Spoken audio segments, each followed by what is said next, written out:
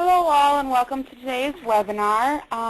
Just in an effort to make things easier, we now offer two audio options. The first is you can listen through the phone or you can listen through your computer. And so that also means that by default everyone is muted. So if you do have a question, feel free to type it into your questions log box, which is on the right hand side, or you can raise your hand and we can unmute you to ask your question. So today's webinar is Resources for New Mentoring Programs and New Staff Members. My name is Katie Timmer, and I'm an AmeriCorps Vista here serving with Mentor Michigan at the Michigan Community Service Commission. Today we're going to cover a lot of information about the Mentor Michigan initiative, mentoring resources and opportunities.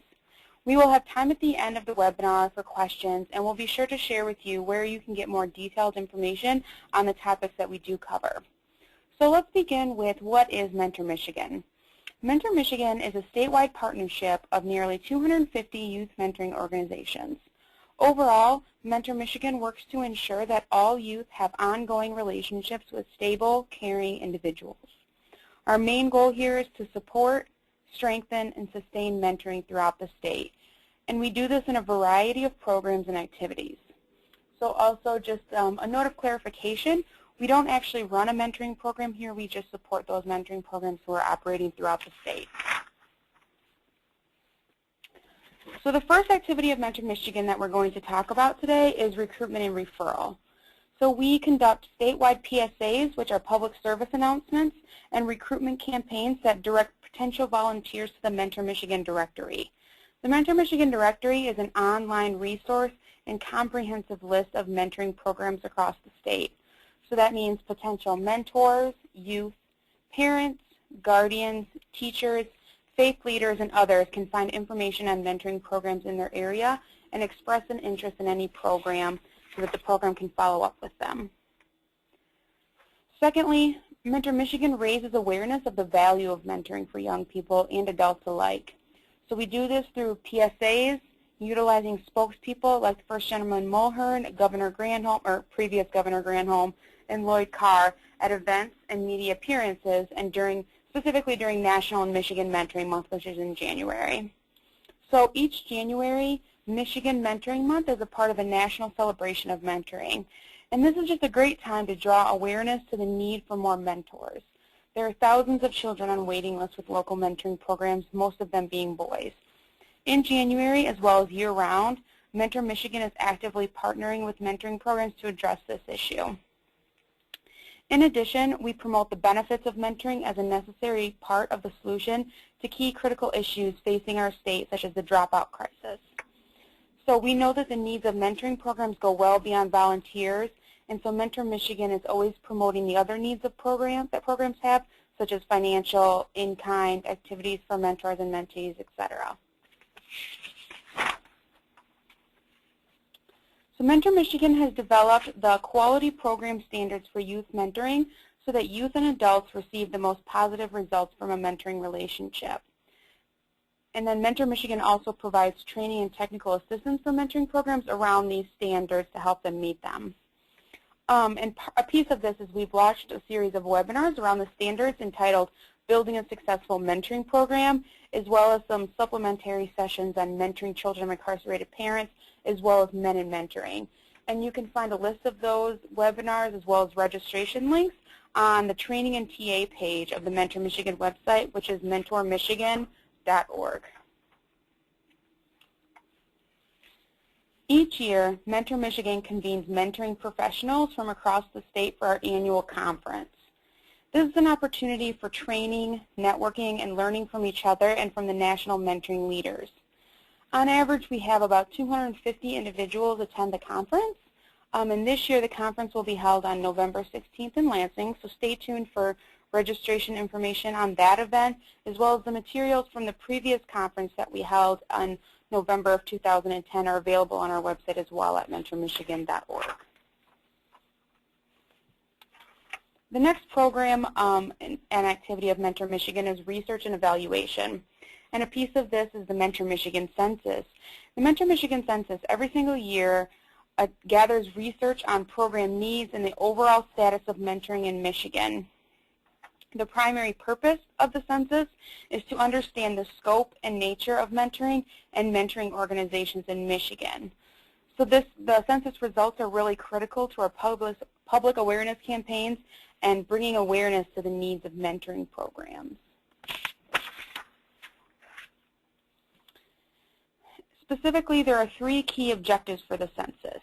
The first is to identify, count, describe, and track mentoring organizations, programs, mentors, and mentees. Secondly, to understand program components, processes, resources, and needs. And thirdly, to encourage and support program evaluation.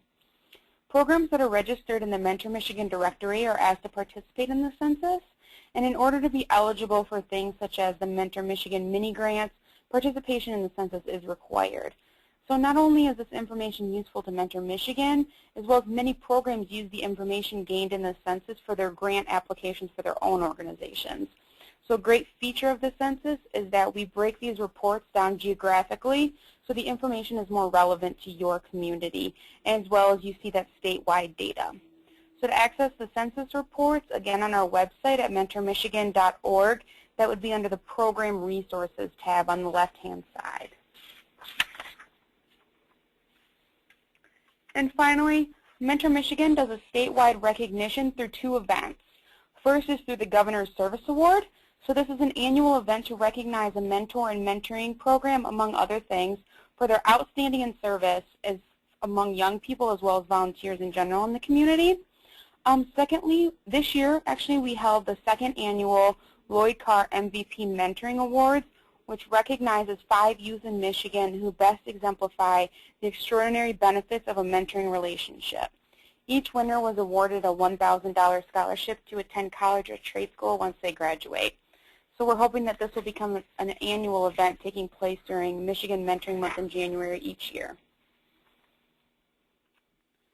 So now I just want to take a few minutes to discuss the quality program standards for youth mentoring. These standards were developed by the Mentor Michigan Providers Council. The Providers Council provides expertise and ideas to Mentor Michigan as it implements its activities. And the council consists of up to 20 individuals that represent diverse mentoring programs, organizations, and collaborations from around the state. So we have representatives from community-based programs, school-based programs, faith-based programs, higher education institutions, and local mentoring collaboratives, volunteer centers, and national service programs. So the standards aren't meant to really certify or accredit mentoring programs. Rather, they're meant to be used as a planning and assessment framework that raises the bar for mentoring programs. Even the Providers Council members that wrote these standards do not necessarily meet them all. However, they do believe that these are the elements that every program should be striving for. And all the standards are based on research as well as the national elements of effective practice.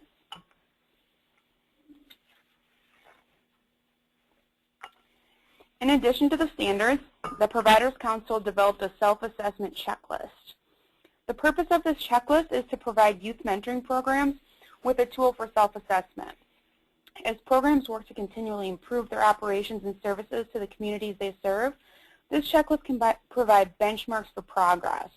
So programs should try to use this instrument to, 1, determine areas of potential improvement needed, but also to identify those components of quality youth mentoring that are really strengths of the organization.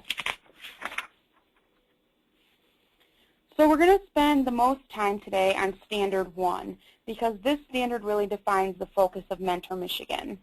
All of our services are focused on programs that meet this definition. And that definition says that the program defines mentoring as an ongoing, structured relationship with a trusted individual aimed at developing the competence and the potential of the mentee. And the second piece of this definition gets a little bit more specific. So it says that community-based mentoring programs,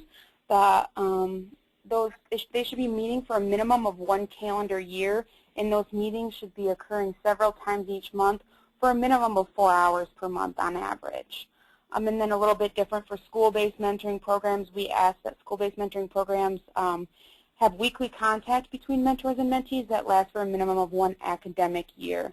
So the big difference between those is a minimum of 1 calendar year and a minimum of one academic year, but we still have to see that 1 year mark hit for your match commitment.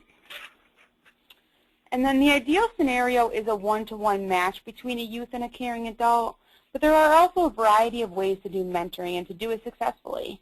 Group mentoring consists of no more than 4 mentees to 1 mentor, and additionally, it should be the same mentor and mentees that are meeting regularly. So now moving on to Standard 2. Standard 2 addresses the need for a recruitment plan. This means that a program has a comprehensive recruitment plan for both mentors and mentees. It also states that the program has a system for timely mentor and mentee follow-up and enrollment. Basically, that means that once a mentor or mentee expresses an interest in your program, that you have an outlined way of following up with them, whether that's 1 week, 2 weeks, what do you send them, what kind of information. So just make sure that that's happening within a timely manner and you're doing it with everyone that expresses an interest to your program. And then Standard 3 describes eligibility screening. So this means that the program screens mentors and mentees for eligibility. Mentor and mentee applications and all relevant data should be reviewed for both eligibility and acceptance. And background checks are really critical to the safety of your programs. And so the standards recommends a combination of a variety of types of background checks on mentors. So you should be doing extensive research on each type of check and with the help of your board, really determine what types of checks you should require for your program. And some are free and some cost. It's really all making sure you do that research to find out what's best for your program and what fits your program structure. So on the screen, you'll see some of those resources for background checks, and just kind of use this as a general resource of kind of what's out there. And we just recommend doing background checks on all your mentors and volunteers, and the more thorough you are, the better. So the most you can do, the better off you're going to be. So here's some resources that you might find helpful. References, criminal history checks, whether that's state or federal, sex offender registry, child abuse registry, or your local law enforcement agency, or even driving records if your mentor is driving your mentee around. So then looking at Standard 4, which explores orientation and training. So this states that the program provides each mentor, mentee, and parent or guardian of the mentee with orientation and training, as well as support materials. So these sessions should be held by trained staff or volunteers, and they should be held prior to the match. So before you're making that match between the mentor and mentee, you should be offering those orientation and training sessions. So these would include general program orientation for the mentor, the mentee, and the parent or guardian, and ideally those would be separate sessions for each one of those groups. Secondly, it should include program training, and for mentors we say that you should be looking to do that for a 4 to 6 hour training initially before they're matched, and then you should also be doing ongoing training sessions as necessary. So as issues appear with the mentor, they start to have questions, that you're offering those ongoing training sessions to help them develop the close and effective relationships with youth. And then lastly, making sure that there's ample opportunity for interaction with the assigned program staff. So if the mentor or the mentee or the parent or guardian has an issue, they know who to call and how to get in contact with them. So Standard 5 says that the program should have a well-documented matching strategy. And the pieces of this strategy include, 1, that the strategy is consistent with the program's statement of purpose. 2, that it requires the mentor and the mentee to meet regularly as defined by your program expectations. 3, that you have criteria for matches, meaning they have to have so many common interests or an interest in certain things. And fourthly, it should include signed statements of understanding from all parties, so the mentor, the mentee, and the parent or guardian, so that they know what to expect out of the match, so that they aren't later dissatisfied or confused about what should be happening. And lastly, your matching strategy should match 1 trained mentor with no more than 4 youth for group mentoring. So that would be a 4-to-1 group ratio like we talked about earlier. Standard 6 is the match monitoring process, and this standard says that the program maintains a process that monitors and supports mentoring matches through 1, consistent communication, 2, a confidential file, 3, input from all involved, 4, match management, and 5, resources for mentors. So make sure you're following up after those matches are being made, and that's really going to be defined by your program standards. So that could be once every 2 weeks when they first get matched, or once every month, and then the longer they're matched, you might space that out to bi-monthly or once every 3 months, depending on your program structure. So Standard 7 addresses mentor support, recognition, and retention, and we know all of those are really intertwined with one another. We know that mentor support is crucial to mentor retention as well as recognition. So this standard states that the program supports mentoring relationships, recognizes volunteers, and has strategies for volunteer retention. So examples of this could include kickoff events, recognition activities, appreciation activities, support groups, ongoing training, or other networking and volunteering opportunities, structured activities, social gatherings, etc. Just make sure you're keeping in contact with your mentees and supporting them with what they need, recognizing them for the hard work that they do so that you can ultimately retain them in your program and retain them with that youth for the best youth outcomes. Standard 8 addresses match closure, and the standard says that the program should have a process for effective match closure. So all matches are going to end, whether or not the youth ages out of the program, the match just doesn't work between the mentor or the mentee, or one of them moves away, or a multitude of other circumstances. Eventually that match does close. And so you want to make sure that you have those effective match closure procedures so that the mentor and mentee aren't just left hanging. So you want to make sure you're doing exit interviews, you're notifying and communicating with parents or guardians of the mentee, and that you have a clearly stated written policy for appropriate future contacts. So make sure you're letting your mentor and mentee know where those lines are. Are they allowed to talk over the summer if you have a program that ends at the end of the school year? If they're no longer with the program, what happens with that future contact? So they need to know those types of things. Also make sure that your match closure procedures document the mentee's personal goals and what they've achieved throughout the relationship and what they're still looking to achieve. So whether or not they need to be rematched or if they've aged out of the program, that's going to be different cases.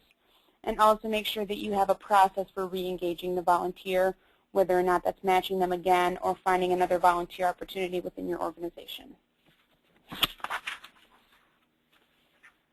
And Standard 9 talks about the need for program evaluation. So this means that the program conducts an evaluation process, which includes both process and outcome evaluations. So make sure you want to look at the overall effectiveness of your program, outcome evaluation measuring changes in the program participants. The program reflects and refines their program based on these findings. So if you find a certain program practice is not producing good outcomes in your youth, or it's leading to a lot of match breakup, you want to make sure you're reflecting on that and changing things accordingly. And also make sure your findings are reported externally. So make sure your board members know what's going on, grant applications, all those types of things. If your program's working, you'll want to tell everyone. So this is probably one of the most challenging standards for programs to meet, yet it's really one of the most important. Like I said, in order to get funding and support for your program, people do want to know that your program works and it's having an effective outcome on those youth that you're serving. So Standard 10 states that the program has an established organizational management practices and a prudent and reasonable rationale for staffing based on the program's statement of purpose and goals, the needs of mentors and mentees, available community resources, staff and volunteer skill level, and the ability to meet the Mentor Michigan quality program standards. So training on organizational management issues is available through the Michigan Nonprofit Association. And so you can visit their website at mnaonline.org and click on conferences and trainings at the top of the screen. And they have a statewide calendar as well as the trainings that they're offering locally for their organization. So make sure to check that out. Finally, Standard 11, which is the last standard, addresses governance. This means that the program has a governance structure that includes a volunteer, meaning non-compensated board of directors or an advisory council that has established governance practices. So once again, the training on governance issues is available also through the Michigan Nonprofit Association. Same instructions for the conferences and trainings. And now that we've briefly talked a bit about the critical components of the youth mentoring program, I want to share with you some resources that can help you implement these standards within your programs.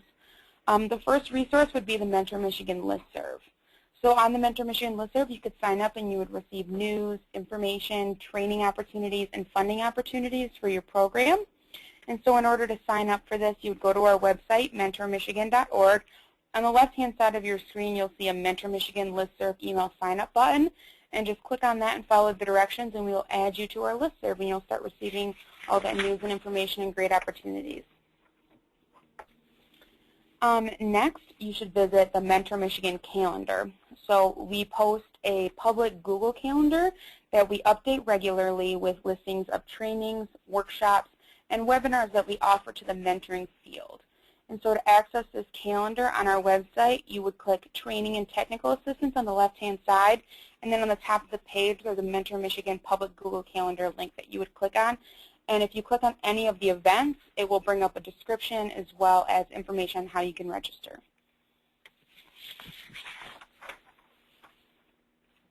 And we talked briefly about the Mentor Michigan directory before, but again, it's an online resource that provides a comprehensive listing of mentoring programs in Michigan, and that is searchable by zip code. So the default is you'd put in your zip code and it would come up with programs in your area within 15 miles. And so make sure if your program is on the directory, make sure it's updated so volunteers are finding that when they look up things in their zip code. And so to visit the Mentor Michigan directory, again on our website, on the left-hand side, there's a button that says Directory of Mentoring Programs. So on this page, you'll find a link to go to the public one so you can find a volunteer opportunity in your area, or there's an update your listing as well as register your program. So if your program's already registered in the directory, you can log in there and you can update it based on any information that may have changed, or if you want to change who's receiving your volunteer referrals, anything like that from that link. There's also a step-by-step guide. And so we really try to push that programs, update their programs on a regular basis. So it's important to have an updated profile because it will raise public awareness for your program. You'll be able to reach the maximum amount of people and potential volunteers because those programs by default are listed by the last time that program updated. Thirdly, make sure you have correct contact information so that volunteers can contact you about becoming part of your organization. And so through that express an interest feature, it would automatically just ping an email to you. And so again, that contact information is critical, particularly the email piece. And additionally, it will really just expand and strengthen your program by being a part of that network. So another resource, MentorPRO, which is an online data tracking and analysis system that has been designed specifically for mentoring programs. So it enables mentoring organizations to better manage their programs, better monitor their mentoring relationships, and to evaluate outcomes. So MentorPRO provides these mentoring programs with standardized measures and a common system for collecting, tracking, and analyzing mentoring data. So Mentor, the National Mentoring Partnership, is actually working on updating this system, and they should be releasing MentorPRO 2.0 hopefully in the spring. So currently we can't really enroll any new users until that new launch, but if you are interested in bringing MentorPRO to your program, please make sure you stay tuned to our listserv and so that we can get you enrolled once it opens back up again in this new fancy MentorPRO 2.0 system. So other resources, I mentioned Mentor, the National Mentoring Partnership earlier. Their website is mentoring.org, and for all intensive purposes, they're the national version of us. They support mentoring programs across the country as well as support those statewide mentoring partnerships. So they have state or national news, information, research, and resources. And then secondly, another important resource is the National Mentoring Center at Education Northwest. And there are also mentoring forums. So if you have questions or want resources or just want to explore the forum, it is available from that webpage, which is educationnorthwest.org/NMC. You can also just Google the National Mentoring Center and it should pop up. So they offer training, technical assistance, as well as just a ton of program resources, like the forums as well as other articles and things that could help you in your program. So that is the end of today's formal presentation. I just want to let you know that we are here to assist you. On your screen, you'll see contact information for our Mentor Michigan team. So that's Amber, who's our program director, the Mentor Michigan program director, Kathy, who's our admin assistant, Elise Walter, who's our communication coordinator, and then Jessica and I, who are AmeriCorps Vista serving with Mentor Michigan. So I want to open it up now to anyone that has any questions or anything like that. Feel free to pop them into the questions log box, or you can raise your hand and we can unmute you.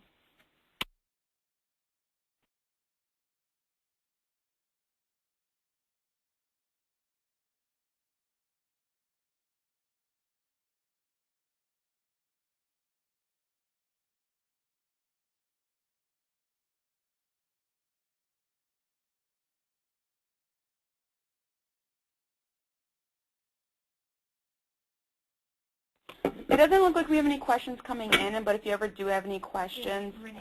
Oh, sorry about that, Renee. Go ahead, we can unmute you. Renee, can you hear us? Hello?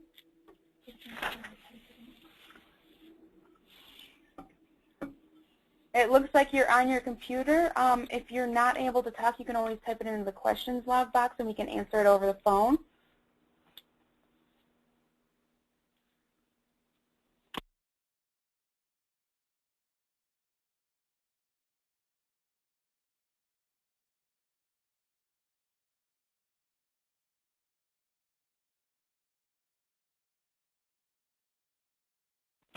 Renee asked a question about the PowerPoint slides, and if anyone is interested, the slides are available actually at our SlideShare account. So I'll type that into the chat box right now so you guys can access that. And actually, we post all of our webinar slides on this website if you're interested.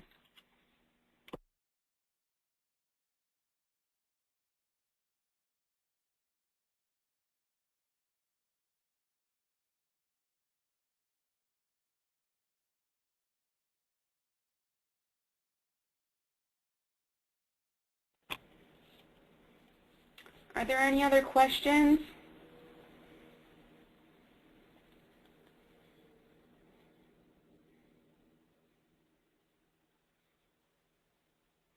All right, well, thank you all for joining us today. I'm glad you could take a half hour out of your day to learn a little bit more about Mentor Michigan. Make sure you visit our website, which is up on the screen now, if you have any questions or looking for any of the resources that we mentioned today. Thank you. Have a good day.